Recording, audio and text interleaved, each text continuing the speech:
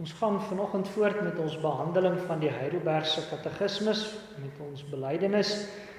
Sondag 11 gaan ons by stilstaan vanoggend en ons gaan na die woord van die Here luister vanuit Matteus hoofstuk 1.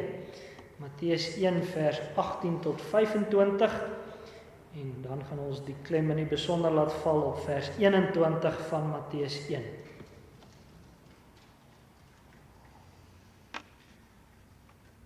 Matteus 1 van vers 18 af.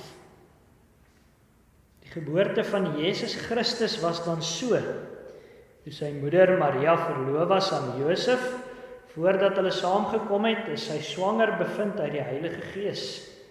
En Josef, haar man, omdat hy regverdig was en onwillig om haar openbaar te maak, het hom voorgenem om in die geheim van haar te skei.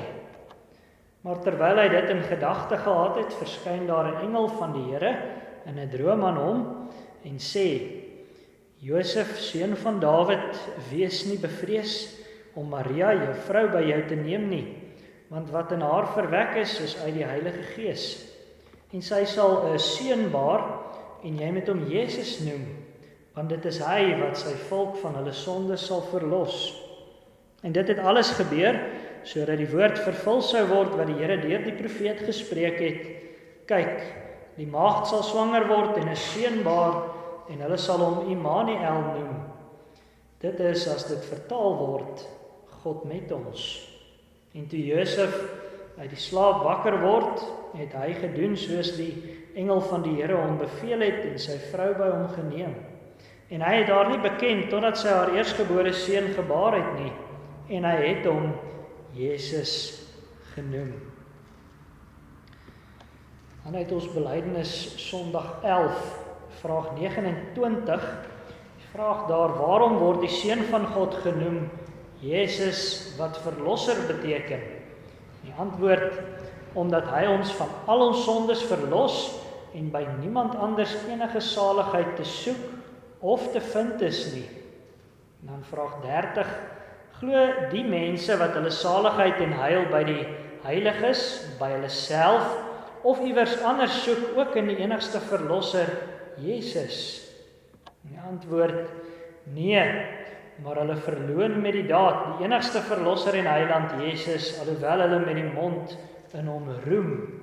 Slegs een van twee dinge is immers moontlik: of Jesus is nie 'n volkome verlosser nie, of die wat hierdie verlosser met 'n ware geloof aanneem, het in hom alles wat vir hulle saligheid nodig is.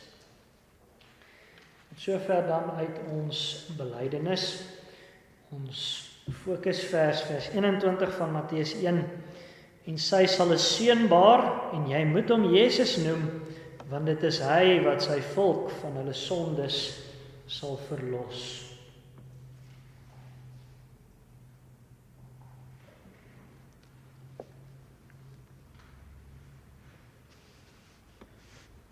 Geliefde gemeente, ons het net nou onder andere bely, ons glo in God die Vader, die Almagtige, die skepper van hemel en aarde. Ons belydenis, weet ons nou al, is gestruktureer volgens God se drie eenheid, Vader, Seun en Heilige Gees. God maak homself aan ons bekend as drie persone in een goddelike wese en daarom weerspieël ons belydenis sy drie persone. Nou het ons reeds gehoor wat ons bedoel as ons God die Vader bely. Ons glo dat hy ter wille van Jesus ons Vader is. Ons glo dat hy alles volgens sy voorsienigheid bestuur. Ons glo ook dat hy nie in sy voorsienigheid neutraal is nie, maar dat hy alle dinge beskik volgens die liefde wat hy in Christus vir ons het. Maar nou weet ons nou al baie goed, dis nie vanselfsprekend dat ons God as Vader het nie. Dis nie vanselfsprekend dat hy ons as sy kinders lief het nie. Dis nie iets wat sommer maar net van alle mense waar is nie. Dis nie almal wat God se kinders is nie.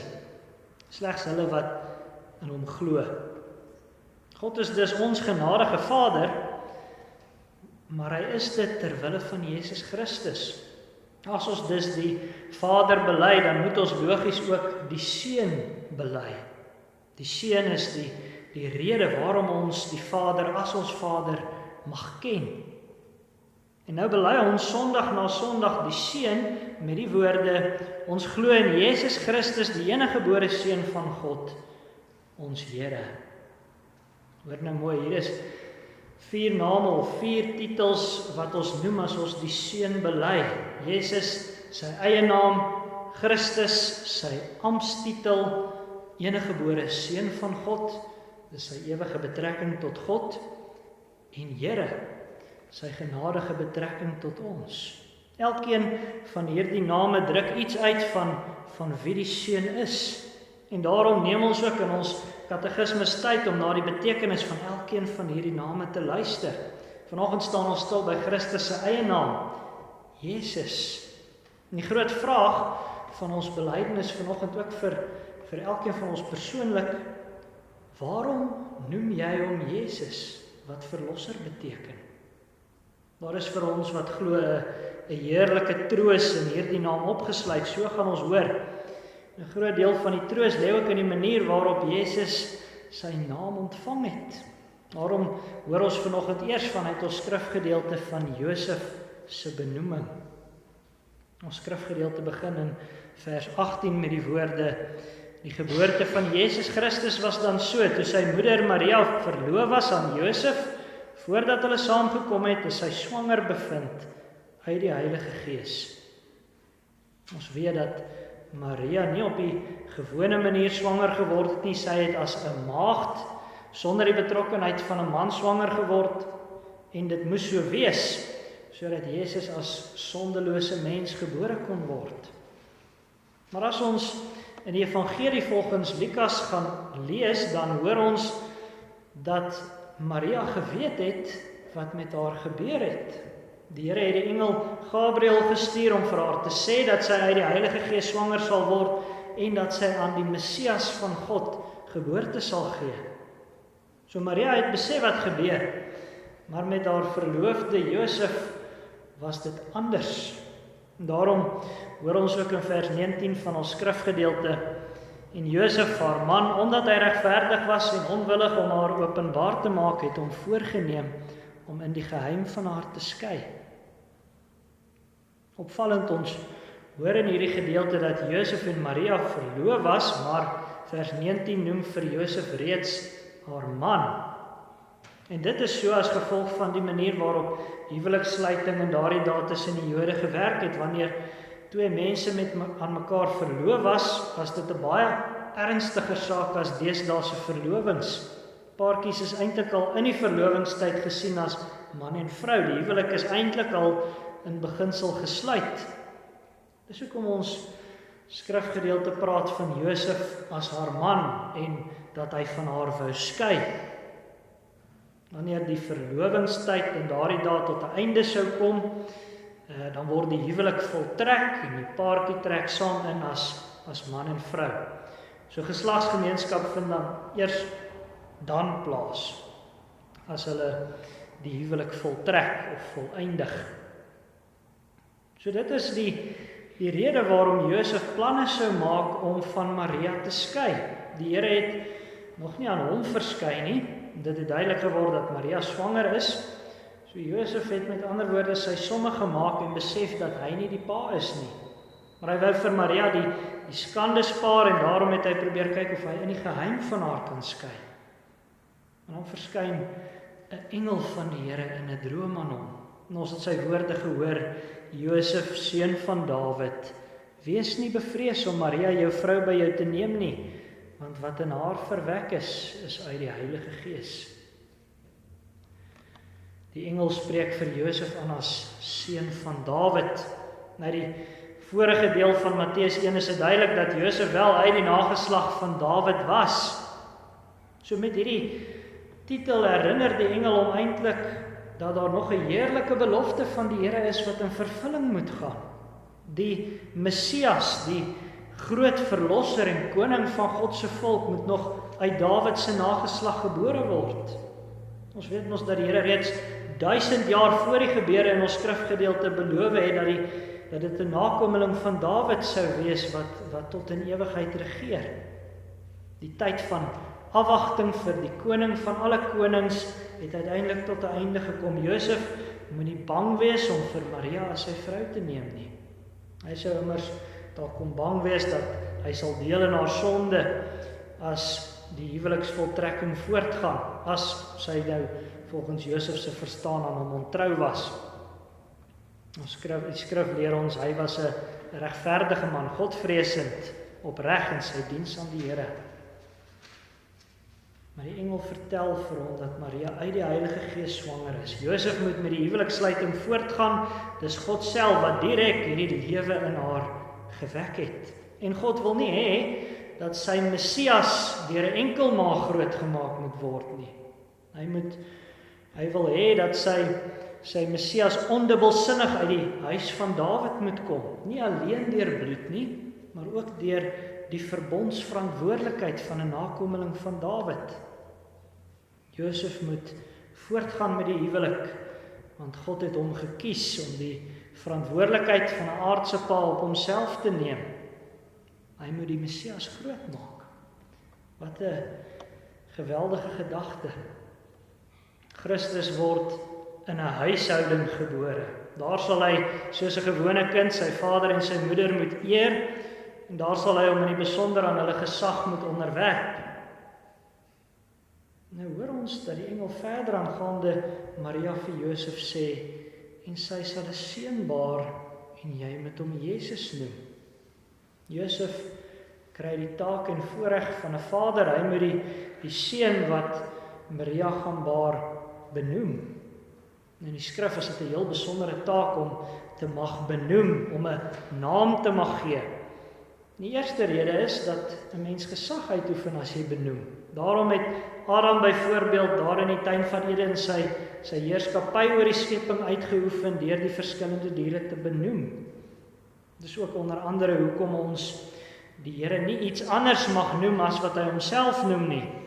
Ons mag nie van die Here praat as byvoorbeeld die voorsienigheid of nog baie erger die ou baas daarbo nie.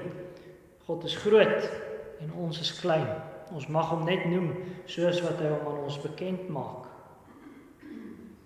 Maar wanneer God egter vir Josef die opdrag gee om vir Jesus te benoem, dan sien ons hoe Christus werklik onder die wet ingekom het en hoe hy deur die krag van die Heilige Gees die wet in ons plek vervul het. God die Seun word vlees. Hy word gebore uit 'n vrou en hy word benoem deur aardse ouers soos 'n gewone mens. Hy word in alle opsigte aan ons gelyk, maar sonder sonde.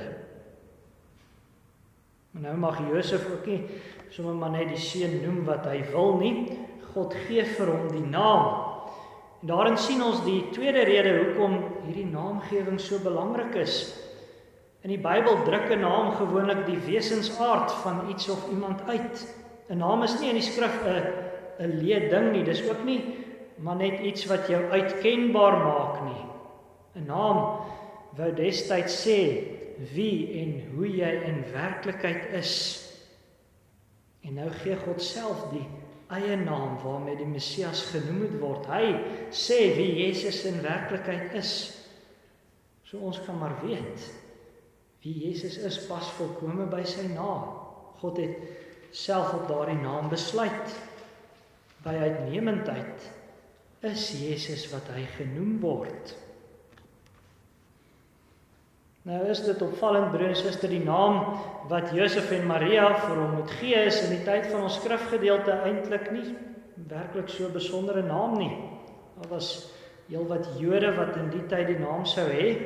Trouwens, die Jode het in die aanloop tot Jesus se koms vreeslik gefantaseer oor wat die Messias se eie naam sal wees. Hulle sou heelwat kragtige name met sterk betekenis saamstel volgens wat hulle gedink het by die Messias moes pas. Die naam Jesus was heel algemeen, heel eenvoudig. Maar die uniekheid van Jesus se persoon lê ook daarin dat hy onder almal wat daai naam gedra het, die enigste een is by wie dit werklik pas. Hy is die enigste een wat sy naam is. En dit hoor ons veral wanneer ons hoor oor die betekenis van sy naam, van Jesus se verlossing. engel sê vir Josef hoekom hy die seun wat Maria gaan baar Jesus moet noem. Hy sê, want dit is hy wat sy volk van hulle sonde sal verlos. Die naam Jesus beteken die Here is verlossing. Die Here verlos, hy red uit, hy tree in sy volk se nood in en hy red hulle van dit wat hulle bedreig. En hy doen dit deur die seun wat Maria gebaar het. Dit sê sy naam en dit sê sy naam akkuraat en korrek. Die naam Jesus is dan eintlik dieselfde as die naam Joshua wat ons ook in die Ou Testament kry. Op hierdie punt moet ons net sê, dit beteken nou nie dat ons die naam Joshua eerder moet gebruik as Jesus nie. Dis ons die Israelvisie en sommige ander dwaalgroepe wat dit leer. Die Griekse vorm van die naam wat ons in die Bybel kry, is deur die Here vir ons gegee. En dit is Jesus. Nietemin is dit belangrik dat ons die naam in verband met sy Ou-testamentiese gebruik sien. Daar's veral twee prominente figure in die Ou Testament met die naam Joshua. Die eerste een het die ou kerk van die Here in die beloofde land ingelei. Ons onthou hoe Joshua die volk gelei het om hulle vyande te oorwin, om die Here se rus binne te gaan, om die beloftes van die Here te erf. Die ander Joshua is die hoëpriester gewees toe die volk teruggekeer het na Jerusalem toe uit die Babiloniese ballingskap. Beide hierdie Joshua figure het kragtig beleef hoe die Here inderdaad verlos. Die eerste een het beleef hoe die Here verlos van die volk se vreemdelingskap en swaar kry en lyding in die woestyn. Die ander een het geleef in die Here se verlossing van die vreemdelingskap en van die swaar kry van die Babiloniese ballingskap. Wat moet Josef dus dink van die kindjie wat hy moet benoem? Dat hy die verlossing is wat die Here aan sy volk uit sy vrye genade skenk. En nou sê die engel dat hy nie maar net gaan kom om die volk te verlos van vreemdelingskap of van swaar kry nie. Die verlossing wat hy bring is nie maar net bevryding van aardse tirannie of omstandighede nie. Dit is hy wat sy volk sal verlos van hulle sondes. En dis 'n veel groter saak as swaar kry.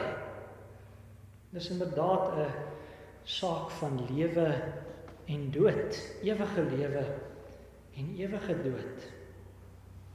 En dit besef ons as ons weer dink aan wat die sonde in werklikheid aan ons doen.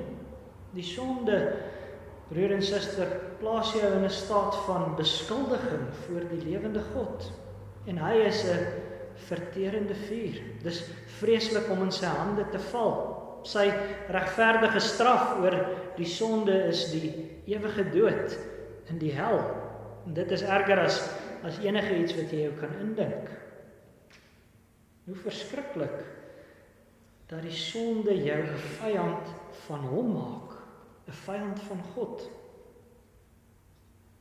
Maar die sonde is ook 'n mag wat van jou 'n slaaf maak. Dit heers oor jou en dit neig jou, dit draai jou tot alle kwaad. Dit werk in jou 'n diep haat vir God en jou naaste.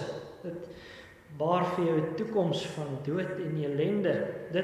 Dit werk so in jou dat jy van binne na buitentoe ontbind. En jy kan nie uit jouself van hierdie verskriklike sonde mag vrykom nie. So sonde behels dus uiteindelik 'n staat waarvan jy jouself nie kan losmaak nie en 'n mag waarvan jy nie kan ontsnap nie. Hoe lieflik daarom die woorde van ons skrifgedeelte. Dit is hy wat sy volk van hulle sonde sal verlos. Hy kom bevry sy volk van die grootste ellende wat daar is, naamlik die sonde. Hy kom red ons van die grootste bedreiging wat daar is. En sy verlossing is volledig omvattend. Hy verlos ons van die staat van beskuldiging waarin die sonde ons plaas. Hy verlos ons van vyandskap met God. Hy het die perfekte lewe van geregtigheid geleef in ons plek en hy het die woede van God oor die sonde gedra vir elkeen wat waarlik in hom glo. Die staat van beskuldiging is dus vir elke ware gelowige iets van die verlede. Jesus het homself as 'n onskuldige oorgegee om as skuldige behandel te word in ons plek. En God het hom ons sondes toegereken en God reken ons dan nou sy perfekte geregtigheid toe. As jy dus in hom glo, is jy staat nie meer beskuldigde voor God vanweë jou sonde nie, maar regverdige voor God vanweë Jesus se geregtigheid.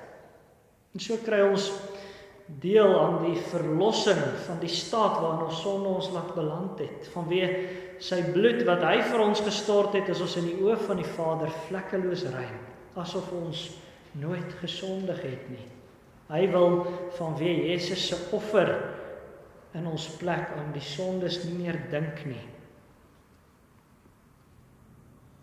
Maar Jesus verlos ons ook van die mag van die sonde. Hy werk kragtig in ons deur sy Gees sodat ons vry vir hom kan leef. Hy het die sonde en die dood oorwin deur sy kruis en opstanding, en deur sy Heilige Gees se werking sit hy sy oorwinning in die lewe van sy kinders voort.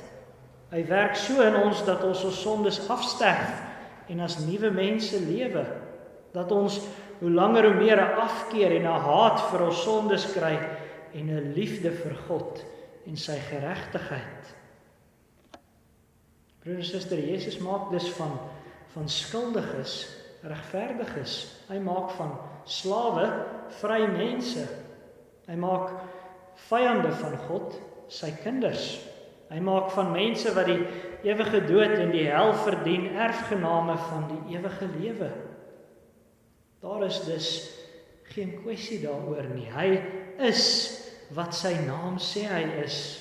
Die Here se verlossing, die Here se volkome se verlossing.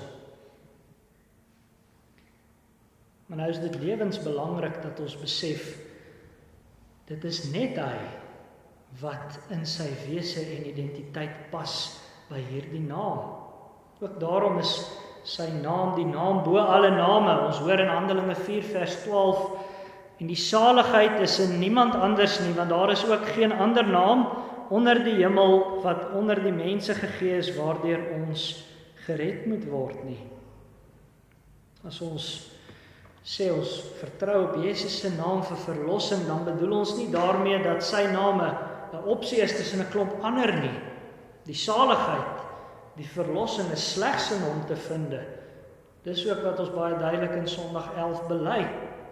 Verlossing van die sondes is in hom alleen te vind. In vraag en antwoord 30 word daar gesinspeel op sommige van die Romeinse kerk se dwaalings. Hulle leer dat daar 'n sin is waarop jy die heiliges of die afgestorwe gelowiges, jy kan op hulle staat maak vir verlossing of vir 'n gedeelte van die verlossing. So hulle sit met iets van 'n Jesus plus die heiliges. Maar so leer die woord ons nie. Jesus is alleen ons volkome verlosser. Ons mag nie in die minste op iets of iemand anders vertrou vir verlossing nie. Ons probleem in ons eie konteks is dalk nie so seer dat ons op die heiliges wil vertrou nie, maar ons is tog so geneig om, al is dit net vir 'n stukkie, op onsself te vertrou. Ons is so geneig om op ons eie verdienstelikheid, ons eie werke te wil vertrou. Ons wil hê die Here moet ons goedgesind wees daarvoor, vir al die mooi dinge wat ons doen. Maar as dit kom by ons saligheid en by God se geregtigheid, is dit alles of niks. Of Jesus is die volkome verlosser of hy is nie. Of jy omhels hom alleen in die geloof en vertrou hom vir jou verlossing, of jy doen nie. So in daardie sin is Jesus se naam eksklusief.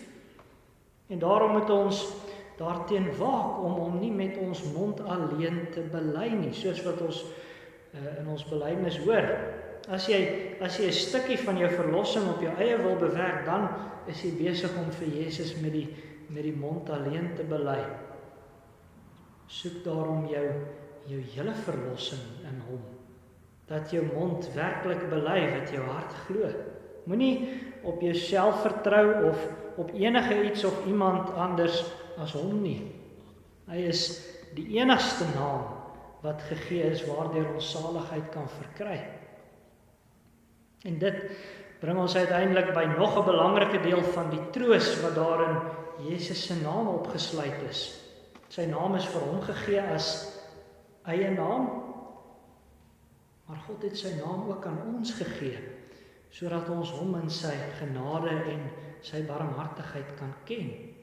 Ons weet ons as iemand sy naam vir jou gee, dan maak hy homself bekend aan jou. Hy maak die pad oop dat jy hom kan aanspreek, dat jy met hom kan praat, dat jy hom kan leer ken.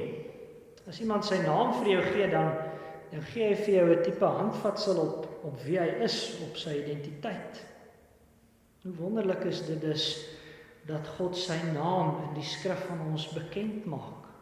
As God vir ons sy naam gee, dan maak hy homself vir ons oop. Hy gee vir ons, met eerbied gesê, 'n greep op wie hy is. Hy stel homself oop dat ons gemeenskap met hom kan hê. Hy sê vir ons, ken my soos ek my in hierdie naam openbaar. Nou is daardie naam, die naam van sy seun, waardeur ons hom leer ken, hierdie heerlike naam Jesus, die Here verlos. As ons hierdie naam leer ken, dan leer ons vir God in sy diep barmhartigheid en sy ryk genade ken. As ons hierdie naam leer ken, leer ons vir God in sy wysheid en in sy liefde ken. Jesus is wat sy naam sê hy is. Hoe heerlik om dit te mag weet. Broer en suster, die groot vraag wat ons in vraag 29 van ons belydenis hoor, kom vanoggend persoonlik na elkeen van ons toe. Waarom noem jy hom Jesus, wat verlosser beteken? Wat bedoel jy as jy sy naam bely? Vertrou jy daarmee op hom alleen vir jou saligheid? Mag ons deur die werking van die Heilige Gees almal op hierdie vraag ja sê. En mag ons verwonder oor die heerlike genade en liefde van God wat ons in Jesus leer ken. Mag dit ons troos en ons dra deur hierdie lewe as ons gewetens ons aankla. As die Satan kom en vir ons wil versoek en ons wil oortuig God se genade is nie vir ons genoeg nie. Mag ons vanweë hierdie heerlike naam juig in die woorde van Psalm 72 vers 18 en 19. Geloofd sy die Here God, die God van Israel wat alleen wonders doen, en geloofd sy vir ewig sy heerlike naam, en laat die hele aarde met sy heerlikheid vervul word.